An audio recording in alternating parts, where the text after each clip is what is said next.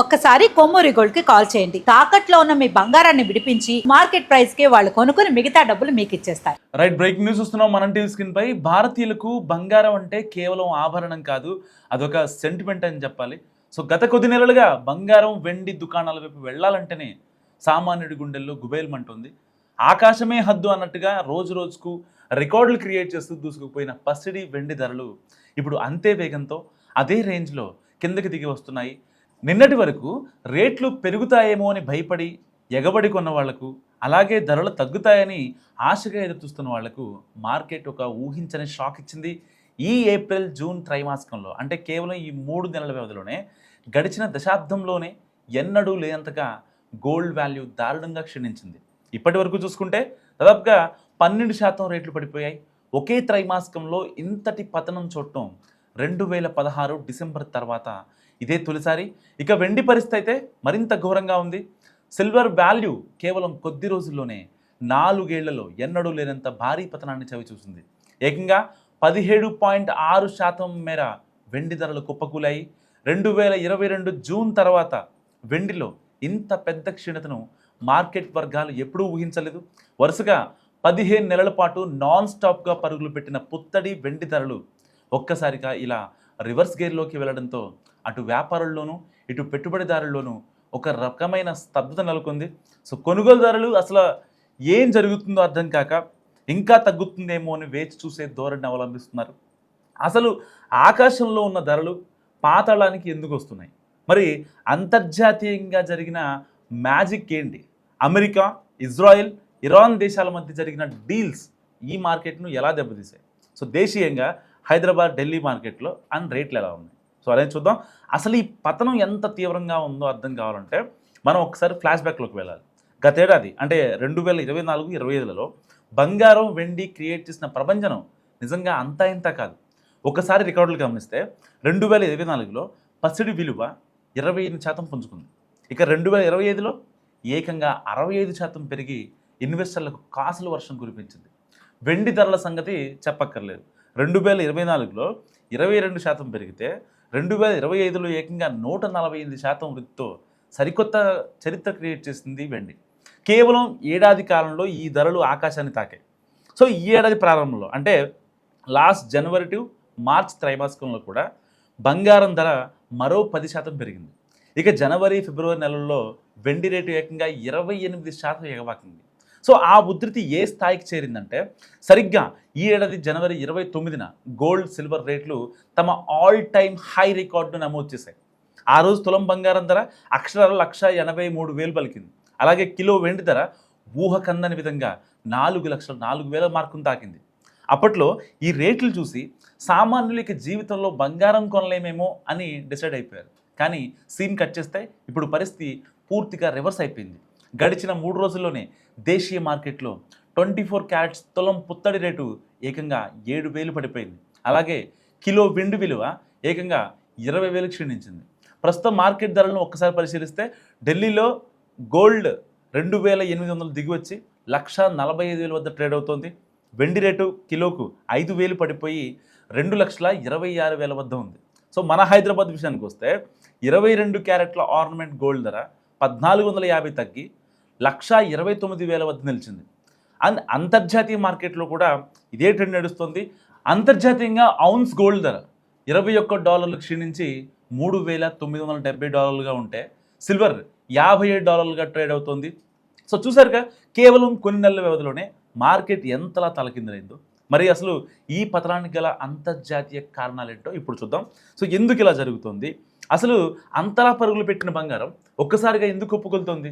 దీనిపై majority market విశ్లేషకులు, ఆర్థిక నిపుణులు కొన్ని బలమైన కారణాలను చెప్తున్నారు. ఒకటి, అమెరికా డాలర్, బాండ్ ఈల్డ్స్ బలపడటం. అండ్ ప్రపంచవ్యాప్తంగా బంగారానికి, అమెరికా డాలర్కు ఎప్పుడూ రివర్స్ లింక్ ఉంటుంది. డాలర్ బలహీనపడితే బంగారం విలువ పెరుగుతుంది, అండ్ డాలర్ బలపడితే బంగారం తగ్గుతుంది. సో ప్రస్తుతం అంతర్జాతీయ మార్కెట్లో అమెరికా డాలర్ ఇండెక్స్ విపరీతంగా బలపడింది. దీంతోపాటు యుఎస్ బాండ్లపై వచ్చే ఆదాయం కూడా పెరిగాయి. సో ఇన్వెస్టర్లకు బాండ్ల ద్వారా సురక్షితమైన ఎక్కువ లాభాలు వస్తుండడంతో వాళ్ళంతా బంగారంలో ఉన్న పెట్టుబడులను తీసి డాలర్ బాండ్లో పెట్టడం మొదలుపెట్టారు. దీనివల్ల బంగారంపై అమ్మకాల ఒత్తిడి పెరిగి ధరలు తగ్గుతున్నాయి. సో రెండో కారణం చెప్పాలంటే ఫెడరల్ రిజర్వ్ వడ్డీ రేట్ల అంచనాలు. అంటే అమెరికా సెంట్రల్ బ్యాంక్ అయిన ఫెడరల్ రిజర్వ్ వడ్డీ రేట్లను పెంచే అవకాశం ఉందనే అంచనాలు మార్కెట్లో బలంగా వినిపిస్తున్నాయి. సో వడ్డీ రేట్లు పెరిగితే బ్యాంకులు బాండ్లలో ఇన్వెస్ట్ చేసే వాళ్లకు ఎక్కువ వడ్డీ ఇస్తుంది, కానీ బంగారంపై ఎలాంటి వడ్డీ రాదు. కేవలం ధర పెరిగితేనే లాభం.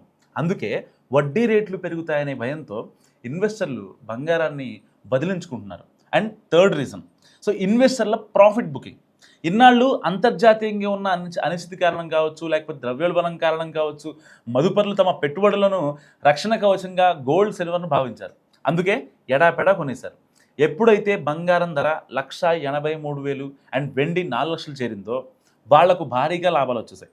సో ఇప్పుడు ధరలు గరిష్ట స్థాయికి చేరడంతో ఆ లాభాలను చేజిక్కించుకోవడానికి ఇన్వెస్టర్లు విపరీతంగా అమ్మకాలు దిగుతున్నారు. సో ఈ భారీ అమ్మకాల వల్ల మార్కెట్లో డిమాండ్ తగ్గి సప్లై ఎక్కువై ధరలు పడిపోతున్నాయి. So and fourth reason, technology షేర్లలో అమ్మకాల ఒత్తిడి. గ్లోబల్ స్టాక్ మార్కెట్లలో, ముఖ్యంగా అమెరికా మరియు ఇతర పెద్ద దేశాల స్టాక్ మార్కెట్లలో టెక్నాలజీ షేర్లపై భారీ అమ్మకాల ఒత్తిడి నెలకొంది. స్టాక్ మార్కెట్లో నగదు కొరత ఏర్పడినప్పుడు లేదా పెద్ద పెద్ద ఫండ్స్ నష్టాల్లో ఉన్నప్పుడు ఆ నష్టాలను పూడ్చుకోవడానికి ఇన్వెస్టర్లు తమ వద్ద ఉన్న బంగారాన్ని అమ్ముతుంటారు. ఈ టెక్ షేర్ల క్రాష్ కూడా పరోక్షంగా గోల్డ్, సిల్వర్ రేట్లను దిగజార్చడానికి ఒక కారణమైంది. సో ఇక ఐదో కారణం, పెరుగుతున్న ద్రవ్యోల్బణం భయాలు.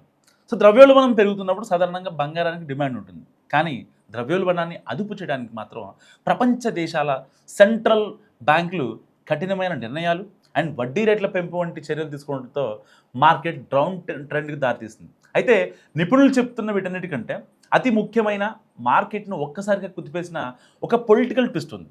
అదే పశ్చిమాసియా సంక్షోభం మరియు ముడి చమురు ధరల కథ. సో కొన్ని నెలలుగా అమెరికా, ఇజ్రాయెల్, ఇరాన్ మధ్య యుద్ధ వాతావరణం నెలకొన్న విషయం అందరికీ తెలిసిందే. సో ఇరాన్ దాడులతో గల్ఫ్ దేశాల్లో ఉధృతులు పెరిగాయి. దీనివల్ల గ్లోబల్ మార్కెట్లో ముడి చమురు, గ్యాస్ ఉత్పత్తికి పెద్ద బ్రేకులు పడ్డాయి. ఎప్పుడైతే సప్లై తగ్గిందో డిమాండ్ పెరిగి క్రూడ్ ఆయిల్ ధరలు విపరీతంగా పెరిగిపోయాయి. ముడి చమురు ధరలు పెరిగితే రవాణా ఖర్చులు పెరిగి ప్రపంచవ్యాప్తంగా ద్రవ్యోల్బణం ముంచుకొస్తుంది. సో ఈ ద్రవ్యోల్బణం భయాల నుంచి తమ డబ్బును కాపాడుకోవడానికి ప్రపంచవ్యాప్తంగా ఉన్న పెద్ద ఇన్వెస్టర్లు, సామాన్యులు అందరూ కూడా బంగారం, వెండి కొనుగోలు కోసం ఎగబడ్డారు. అందుకే జనవరిలో ధరలు అంతలా పెరిగాయి. కానీ ఇక్కడే సీన్ రివర్స్ అయింది. తెర వెనుక జరిగిన అమెరికా ఇరాన్ డీల్ మిడిల్ ఈస్ట్లో పరిస్థితులు కొంత అదుపులోకి తెచ్చింది. సో యుద్ధ భయాలు తగ్గి ఉద్రిక్తతలు శాంతించాయి. దీంతో పాటు గల్ఫ్ నుంచి క్రూడ్ ఆయిల్ సరఫరా మళ్లీ పుంజుకుంది. దీని ఫలితంగా ముడి చమురు రేట్లు ఒక్కసారిగా తగ్గుముఖం పట్టాయి. ఎప్పుడైతే ఇంధన ధరలు తగ్గి ద్రవ్యోల్బణం భయాలు తొలగిపోయాయో ఇన్వెస్టర్లో ఉన్న భయం పోయింది. దాంతో భయంతో బంగారం కొన్న వాళ్ళంతా ఒక్కసారిగా వాటిని మార్కెట్లో అమ్మేందుకు ఆసక్తి చూపిస్తున్నారు. సో గల్ఫ్ వార్ గనక పూర్తిగా ముగింపు కార్డు పడితే మార్కెట్లో ఇంకా పెద్ద కరెక్షన్, అంటే ధరల తగ్గుదల ఉంటుందని, బంగారు ధరలు మరింత కాలం పాటు తగ్గుతూనే ఉంటాయని కూడా అంతర్జాతీయ మార్కెట్ వర్గాలు బలంగా అంచనా వేస్తున్నాయి. వరుసగా 15 నెలల పాటు పెరిగిన రేట్లు ఇప్పుడు అంతే వేగంగా కిందికి వస్తుండడంతో సామాన్యుడికి ఇది ఒక రకమైన ఊరట కలిగించే అంశం. సో మార్కెట్ ప్రస్తుతం ఒక విధమైన స్తబ్దతలో ఉందని చెప్పాలి. సో నిపుణులు చెప్తున్న దాని ప్రకారం మార్కెట్ ఇంకా పూర్తి స్థిరత్వం రాలేదు. గల్ఫ్ దేశాల పరిస్థితులు, అమెరికా ఫెడ్ నిర్ణయాలపై ఆధారపడి ధరలు ఇంకా తగ్గే అవకాశం ఉంది. అందుకే కొనుగోలుదారులు ప్రస్తుతం వేచి చూసే ధోరణిని అవలంబిస్తున్నారు. సో మీరేమనుకుంటారు బంగారు రేట్ల గురించి? మస్తు కామెంట్ చేయండి.